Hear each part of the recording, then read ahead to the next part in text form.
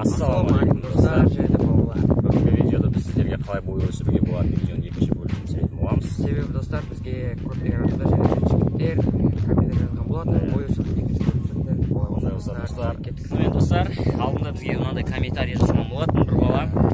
Брусья жасаған кезде, қараңыздар, көрсетеді.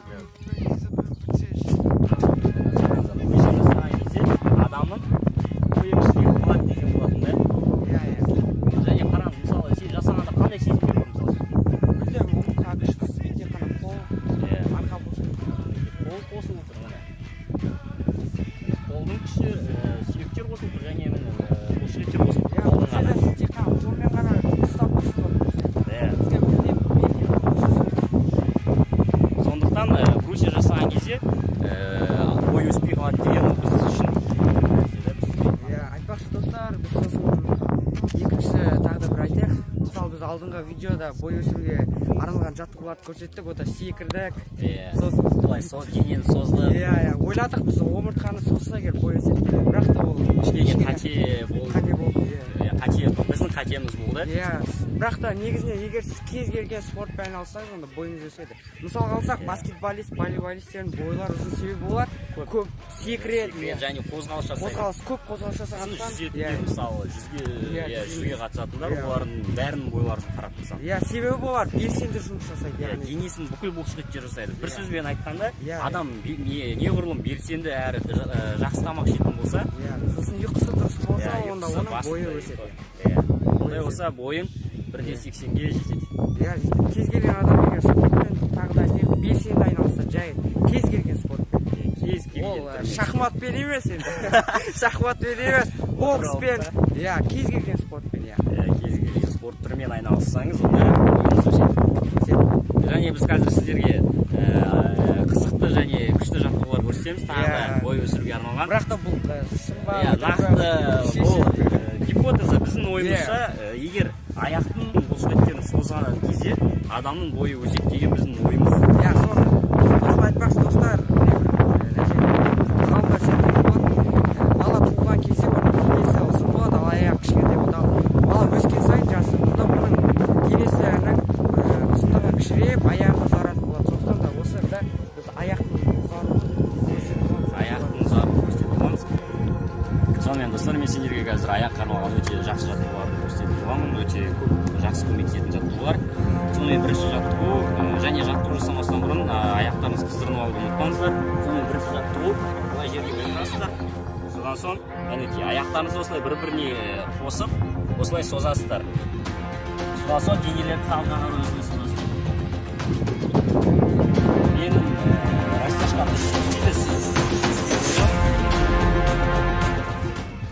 сонымен бірінші жаттығу осы болатын. Қазір сіздерге екінші жаттығу көрсетемін. Екінші жаттығу өте қиын жаттығу. Оны мен өзім дұрыс істей алмаймын. Барынша істеуге тырысатын боламын. Бірақ сіздер түсінесіздер деген ойдамын.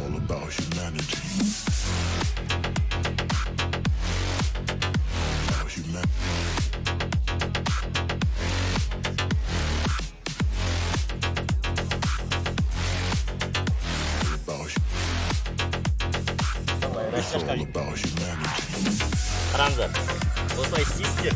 Содан соң аяқтарыңызды осылай артқа және алдына созасыздар. Сол кезде бойларыңыз ұзын болады. 2 метр боласыздар. Сонымен келесі дәуетті айтатын болады.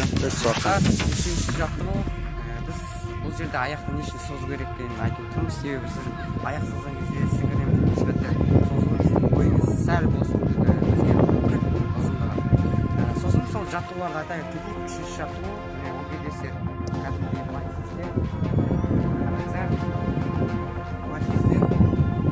Сосын былай қарай істейсіздер. Былай істейсіздер.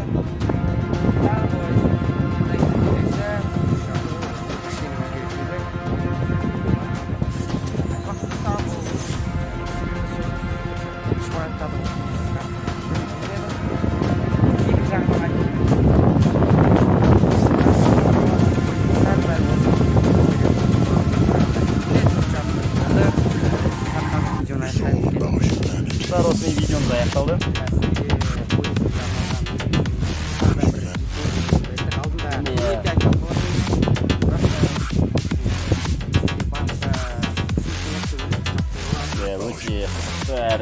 пайдалы жаттығулар көрсетеді. Сосын растяжкалар жаттығулар, оның бәрі сол болады.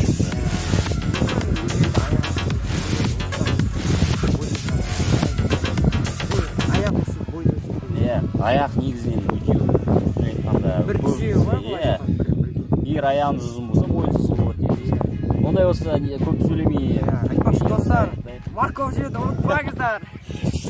Видеомызды аяқтаймыз, ары қарай жұмыс істеуді тоқтатпаймыз. Сосын каналға тіркеліңіздер, достар.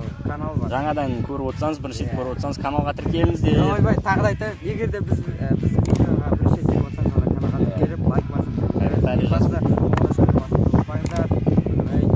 тоқтатпаймыз, сау болыңыздар. Бой өсіргілеріңіз келсе, осылай жасаған дұрыс болады. Үлкен екі ағаңыз шақырып. Екі ағаңыз шақырып аласыз.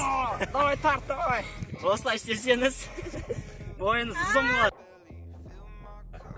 Арна тиедің ғой? Давай, наоборот жағына сілтеу. Сіз асан осылай тартасыз. Белі жұмыс істеп жатыр. Белі қазір жүріп кеттіңіз. Қараңыздар, бой уже бізбен бірге болып қалып көрдіңіздер ма? Қараңыздар, бәріне бойсың.